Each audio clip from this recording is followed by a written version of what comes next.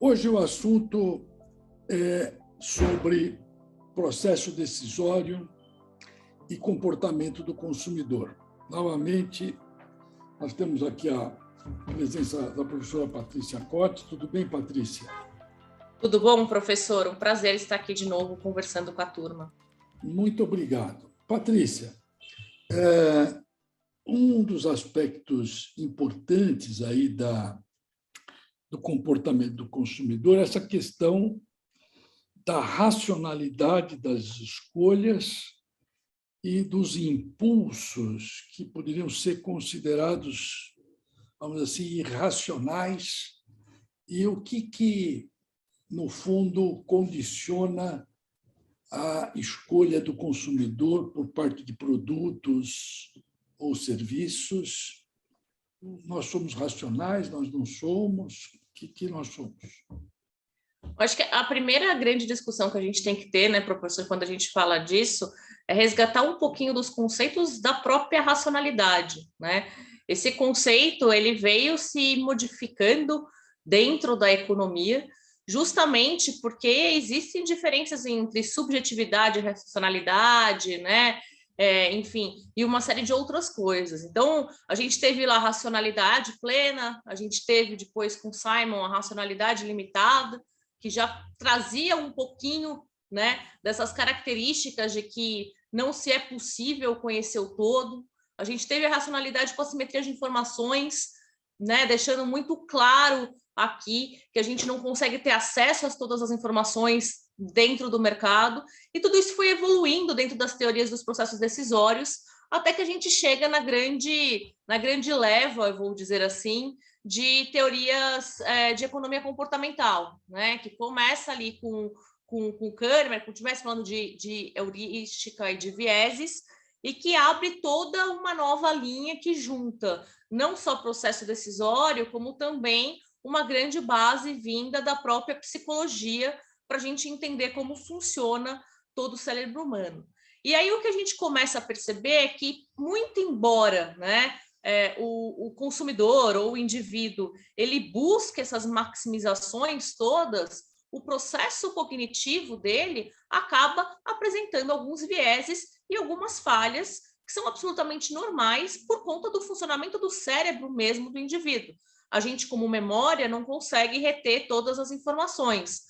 A gente, como sobrevivência, precisa otimizar o nosso gasto energético na hora de tomar uma decisão. Não dá para puxar tudo da caixa preta, que eu digo, para tomar aquela decisão, até porque ela demoraria, né? Você vai puxar aquilo que está mais próximo, às vezes você vai puxar aquilo que teve mais relevância dentro de você, e aí a gente tem uma série de conceitos aí que vem dessa economia comportamental, falando que, portanto, por mais que o indivíduo queira maximizar, na prática, ele acaba encontrando ali algumas limitações, ou o cérebro dele acaba pegando algumas peças, né? Que são as heurísticas, os vieses e uma série de outras questões que vêm depois, como o prospecto e tudo mais, que fazem com que aquela decisão não seja necessariamente aquela ótima.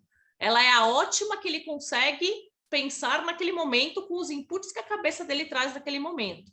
Né? Então, ela continua, depende de novo do que a gente considera a racionalidade, ela continua querendo maximizar, a diferença é que os inputs que a gente colocou lá dentro, né, eles não são o todo, eles são limitados, eles têm a simetria de informação, eles têm os processos cognitivos, então o resultado final é aquele melhor que se consegue fazer com todas essas características. Então, acho que você tocou num ponto que dá, vamos dizer assim, origem a todos esses trabalhos, que é o trabalho do Simon, né, de racionalidade limitada. Porque na teoria neoclássica tradicional, você tem esses processos de maximização da satisfação, no caso do consumidor, no caso do produtor, seja do varejista, quem vende, você tem a maximização do lucro. Então, ou seja, a racionalidade é colocada na forma de que a pessoa busca a maior satisfação possível, e isso é o que é racional, dado um orçamento que ele tem. Mas o Simon vem e diz, olha, isso é verdade, mas Isso é verdade na medida em que ele tem as informações possíveis para realizar esse processo, né? E o que você acha, por exemplo, do seguinte, de dizer que no curto prazo ou no longo prazo as pessoas não erram sempre, elas acabam aprendendo com os seus erros, mas no curto prazo esses shortcuts, esses caminhos que encurtam as distâncias no processo decisório fazem com que o consumidor tome decisões que não são as melhores possíveis. Mas, a médio e longo prazo, ele vai aprendendo com esses erros e você tem uma chance maior de se aproximar daquilo que seria o paradigma da teoria neoclássica. Sim. Sim, porque você tem aqui, né, a questão do aprendizado sendo colocado, e obviamente quando você tem um menor tempo de decisão ou nunca lidou com aquela situação, o nível de informação que você vai ter para tomar aquela decisão, ela acaba sendo limitado. Só que quando a gente olha também, só para somar, né, isso também ele é uma verdade, mas ele nunca a gente pode considerar as verdades como absolutas, né, quando a gente fala de consumidor, porque a gente também tem exceções. Então, dentro da teoria de heurística e vieses, por exemplo, a gente tem uma caixinha só de teorias de disponibilidade de informação, né? Que vai falar da sua facilidade de lembrança, que vai falar da sua rastreabilidade que você tem com relação àquele item e que vai falar de associações presumidas. Então, é muito comum que também por você ter vivido várias situações, às vezes você faça uma associação presumida com base no seu passado, sendo que aquela situação específica é diferente. Então, essa maximização a longo prazo, em algumas situações, ela pode também não acontecer, porque a gente tende a avaliar situações como igual, simplesmente para tomar a decisão mais rápido. A questão da ancoragem, que a gente trabalha, às vezes, positivamente, principalmente quando a gente trabalha as promoções, também é um outro tipo de viés e que a gente também trabalha. Então, a gente acaba sempre tomando as decisões com base naquelas informações que estão mais próximas da nossa cabeça naquele momento, né? Óbvio que todo o histórico e todo o passado, ele diminui o nosso risco, ele diminui a nossa chance de erro, mas às vezes ele também pode enviesar, né? Às vezes ele também pode fazer com que a gente acredite que algo seja real, sendo que naquela situação não necessariamente é. Essa questão, por exemplo, de como que nós percebemos e como nós construímos este, vamos dizer assim, espaço amostral das nossas decisões, tem muito a ver, está estritamente relacionado com a nossa percepção, né? A nossa percepção é sempre limitada. Você, na hora que você coloca os teus sentidos direcionados para alguma coisa, muitas outras que estão ao seu redor não são percebidas. E, obviamente, você pode não estar percebendo elementos que são essenciais àquela escolha que está sendo exercitada. Tem um viés que fala muito dessa questão, né, principalmente aí dentro dos meios corporativos, dentro dos executivos, dessa questão, né, da percepção de ambiente, que é o viés do excesso da confiança, né? Toda aquela parte que fala de referências e de ajustes. Então, a gente sabe, também já tem um monte de estudos que aprofundaram aí essa visão do Kahneman, do Tversky, que falam justamente isso, né? Conforme você vai tendo um excesso de confiança, o seu julgamento, ele acaba se tornando um julgamento orgânico, sem necessariamente levar em consideração o ambiente e toda aquela percepção que você deveria ter. Então, por isso que eu bato que não tem uma resposta certa, né? Óbvio que o indivíduo ele vai sempre querer maximizar a utilidade dele. A diferença está no que ele vai entender dessa maximização. O que ele vai ter em mãos para trabalhar essa maximização, né? Como ele vai perceber o ambiente, que tipo de benefício que ele está querendo. Às vezes a gente fala muito da maximização com base no lucro, mas tem toda uma discussão hoje em dia que você também maximiza outros tipos de benefício que não só o lucro, né?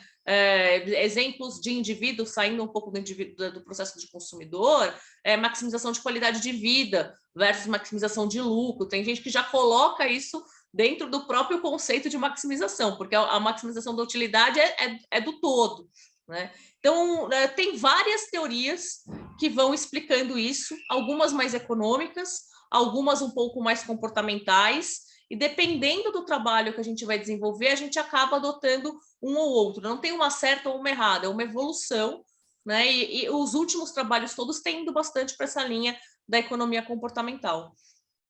Olha, você está mencionando, né, só traçar uma linha do tempo aí, nós temos o trabalho do Simon, que é seminal nessa área, exatamente por falar sobre racionalidade limitada. Depois temos os trabalhos do Amos Tversky e do Daniel Kahneman, né? O Kahneman ganhou um prêmio Nobel, e o Amos Tversky não ganhou porque já havia falecido. E agora tem o Thaler, também um outro prêmio Nobel, também na mesma direção, não é? Você tem o Thaler, né? Que vai colocar um pouquinho ali da teoria do prospecto, aí você também tem uma outra teoria, que é a teoria da contabilidade mental, que também é puxada ali um pouco por Kahneman e também por Thaler, que vai avançando um pouco disso. Você tem o próprio Nudge, que começou, né? Que é recente, vamos colocar assim, que também vai trabalhar esses impulsos, né? O cotovelo, o Nudge é o cotovelo que você tem diante de um incentivo de mudança comportamental. Então, tem uma série de teorias que estão sendo traçadas nessa linha hoje em dia. Eu não sei o Thaler, mas o Kahneman é psicólogo, se eu não me engano, né? Tenho a impressão que é psicólogo, que mostra que nós estamos tendo uma associação muito grande, né, das áreas aquilo que se chama neuroeconomics, né? Uma associação da medicina com a economia. Que tem produzido aí muitos trabalhos a respeito disso. Pois não.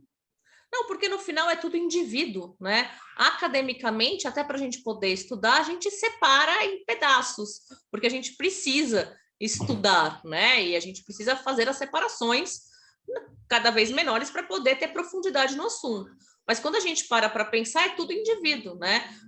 O processo decisório é o mesmo processo decisório do indivíduo para compra ou para outras questões, continua sendo um processo decisório, que tem a sua implicação econômica, que tem a sua implicação de comportamento do consumidor como marketing, né? É tudo que tem a sua modo de pensar do ponto de vista de psicologia. Então, é tudo um indivíduo só, né? Sendo diferentes fatias deles que a gente acaba olhando aí dentro do ambiente acadêmico.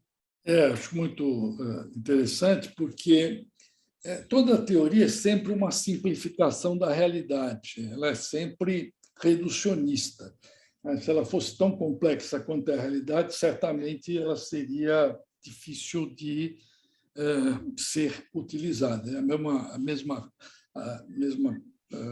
uma analogia que se pode fazer em relação ao território e o mapa. O mapa é sempre uma simplificação do território, mas ele pode ser útil para explicar aquela região, aquela situação geográfica. Por exemplo, no caso aqui que estamos trabalhando, a ideia é que o consumidor, os indivíduos, eles erram, e isso é mostrado exatamente pelos trabalhos do Kahneman, pelo Tversky, né? Isso é mostrado claramente. E, de outro lado, também ele é racional, como mostram os trabalhos de expectativas racionais do Lucas, que mostram que o indivíduo erra, mas não erra sempre. E tanto um quanto o outro explicam parte da realidade, mas não explicam tudo. Eu queria ouvir um pouquinho de você.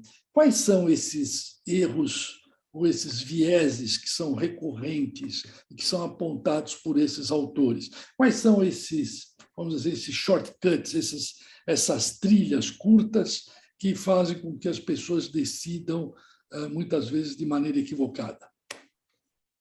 Acho que é o melhor guia, eu vou colocar assim, né? Para a gente falar disso é justamente o trabalho de heurística e vieses, né? que a gente tem ali do Kahneman. Ele é o que consegue nos dar aquela grande primeira luz, não é o tão completo, porque depois tiveram outras teorias, mas eu acho que ele é a grande facilidade para a gente ter esse mundo de compreensão. E aí ele separa isso em 5 grandes heurísticas, né? De disponibilidade, que vai falar basicamente do quanto você consegue acessar ou não aquela informação. Uma parte de heurísticas de representatividade, né? Que tem a ver com o valor base, o quanto você conhece de um evento ou não, enfim. A parte de referências, como, por exemplo, o excesso de confiança que eu falei, e algumas outras tendências genéricas, né? Dentro de disponibilidade, a gente tem uma parte de facilidade de lembrança, então eventos que são mais recentes, né, e eventos mais marcantes, eles tendem a ter mais peso, simplesmente porque você consegue puxar isso de uma maneira, né, muito mais rápida na hora de tomar decisão. A mesma coisa com relação à rastreabilidade, que vai falar da frequência que você teve aquele evento na sua vida. Então, pode ser que aquele evento nem seja tão frequente, mas na sua vida aquilo foi muito frequente, na sua experiência. Então, você vai acabar também tomando uma decisão com esse tipo de viés, né? E a associação presumida, que é aquela que eu falei, que você, por já ter feito isso, você presume que isso vai acontecer. Então, isso diz respeito às disponibilidades de informação. Aí você tem, basicamente, uma linha de representatividade, né? Que fala ali de má concepção da aleatoriedade. Então, eu tive um acidente aéreo na televisão. Qual que é, né, a probabilidade de um acidente aéreo acontecer? Mas, naturalmente, se você acabou de ver, você vai achar que, se você pegar um avião no dia seguinte, você vai ter muito mais medo de que aquilo aconteça novamente, apesar de que, estatisticamente, isso é muito improvável de ser acontecido. Então, tem uma parte de representação aqui de amostra que é importante, a parte de excesso de confiança, enfim, e a parte ali, né, de armadilhas de confirmação, que fala basicamente de você ter aqui, você buscar dados que confirmem aquilo que você já estava pensando, né? Que também é um movimento, às vezes, comum, de você tomar a decisão e depois, sim, você ajustar aquilo com base no que você está pensando. Então, assim, esses são os grandes blocos que a gente acaba tendo ali, né? Fora isso, a gente tem todos os processos de ancoragem, que a gente sabe, a gente tem os próprios processos de framing, que você tem ali já as estruturas mentais que você formou para avaliar determinado assunto e que você tende a não sair daquela estrutura mental. Você tem o próprio nudge, que acaba sendo um impulso que te leva a fazer alguma coisa ao contrário daquilo que você efetivamente faria, né, sem que tenha um benefício financeiro envolvido, enfim. Tem alguns vieses que acabam sendo trabalhados aí dentro dessas teorias de tomada de decisão, mas com certeza, para quem está estudando isso, com certeza o primeiro trabalho, né, a ser olhado com calma é justamente esse de heurísticas e vieses do Kahneman, que é a base de todos os outros que vão vir depois disso em economia comportamental. Vou explorar alguma coisinha desses viés com você, mas um desses, que é a questão da confirmação, muito interessante, particularmente para as pessoas que escrevem ou defendem teses, dissertações, escrevem artigos. Eu me lembrei de um texto muito bom que chama The Dynamics of Human Communication, que é do Myers. E ele diz, olha, as pessoas elas podem estar em 2 pontos, né? Aquelas pessoas que têm a mente fechada, né? E as pessoas que têm mente aberta, open mind, né? Close mind. E, na verdade, as pessoas se situam aí mais próximo de um lado ou mais próximo de outro lado, ou mais ou menos em alguma posição, né? Difícil a situação ser polar, mas, de qualquer forma, a situação das pessoas que são open, que são a mente aberta, elas aceitam o conflito de ideias, né? E aquelas que são fechadas, elas repudiam as ideias que se opõem ao seu conjunto de crenças. E as pessoas estão mais para cá ou mais para lá, em função de aceitar mais ou menos as ideias opostas. Na verdade, essa questão de confirmação é algo assim preocupante, porque você tende, né, nós tendemos a buscar aquelas coisas que confirmam os nossos pontos de vista. Sim. E muitas vezes, trabalhos às vezes de consultoria, nós assistimos isso com muita evidência, né? Quando você vai apontar alguma coisa que fere o conjunto de valores que foi construído, mas que, de alguma forma, prejudica. Mas aquilo fere aquele conjunto de valores. Dificilmente você vai progredir nessa empresa com um trabalho de consultoria. Sim, sim. Esse tem um aspecto aqui muito, né, pessoal, dos princípios de valores, de fato, né? Porque a gente tende a não querer criar conflito com toda a sociedade. Então, você tende a querer ir pelo caminho mais seguro, né? E o caminho mais seguro é aquele que você conhece. Qualquer coisa que seja conflituosa, para você é um ataque direto e você entra quase que no instinto de sobrevivência. Mas tem um outro viés disso, que é, às vezes, mesmo você sendo, né, um open mind, muitas vezes você, por economia de energia mesmo, o nosso cérebro funciona como economia de energia, você acaba juntando informações que estão ao seu redor, meio que propositadamente, de uma forma inconsciente, mas é proposital, né? Seu cérebro capta só aquilo que ele quer captar. Então, é como se tivesse 100 informações naquele ambiente. Eu vou pegar aquelas 30 que, para mim, é mais fácil absorver, porque eu já conheço, porque aquilo confirma aquilo que eu já acredito, né? Eu não vou gastar tempo tendo que debater ou tendo que entender ou qualquer outra coisa do tipo. Eu já vou pegar aquilo porque aquilo confirma o que eu penso e eu sigo. Então, tem questões de ego, mas muitas vezes tem questões do próprio funcionamento do cérebro humano mesmo, que busca facilidade para você conseguir operar, né? O indivíduo só conseguiu chegar aonde ele está hoje justamente porque a gente tem esses processos de economia de energia, de evolução, que acontecem naturalmente. Indo para, vamos dizer assim, para a experiência no varejo desses conhecimentos, como é que isso hoje é usado nas operações comerciais, no sentido de incorporar esses conhecimentos no processo de gestão? Por exemplo, né, nós temos um trabalho aí, alguns trabalhos nessa área de precificação. Eu me lembro de uma pesquisa ampla que fizemos sobre isso, que 70% das pessoas associava, né, o preço quebrado é R$ 9,99, R$ 9,90, etc., com produto em promoção, né?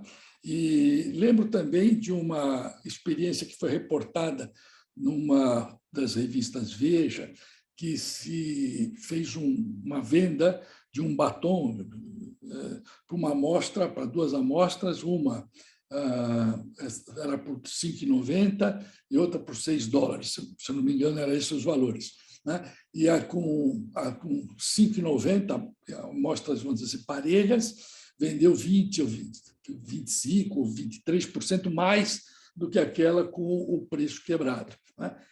Então, como é que esses conhecimentos hoje estão incorporados na gestão das operações de varejo, seja no e-commerce, que você é uma especialista nisso, seja nas lojas físicas? Acho que você deu uma bela introdução, professor. Uma das grandes questões que a gente trabalha com isso é a precificação.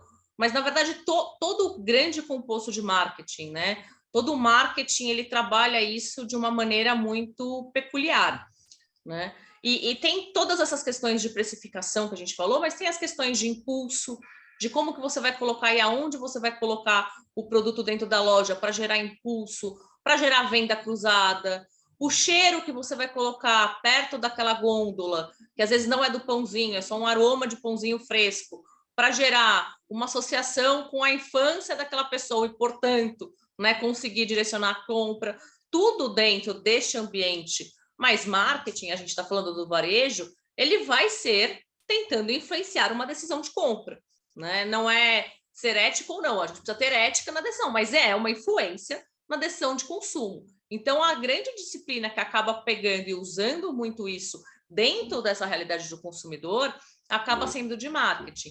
No Brasil, a gente ainda tem algumas grandes limitações de como usar isso.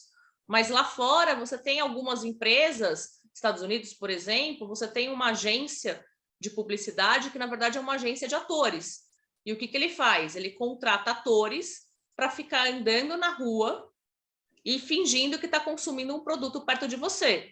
Então, você passou na rua e acordou de manhã, tinha um cara tomando água e ele comentou com o cara do lado, nossa, que água gostosa. Aí, no meio do dia, você viu um cara no ponto de ônibus também tomando água.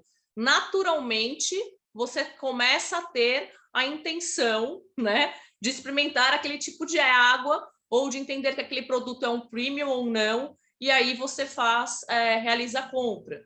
Tem gente que acaba colocando isso lá fora dentro de ambiente de loja.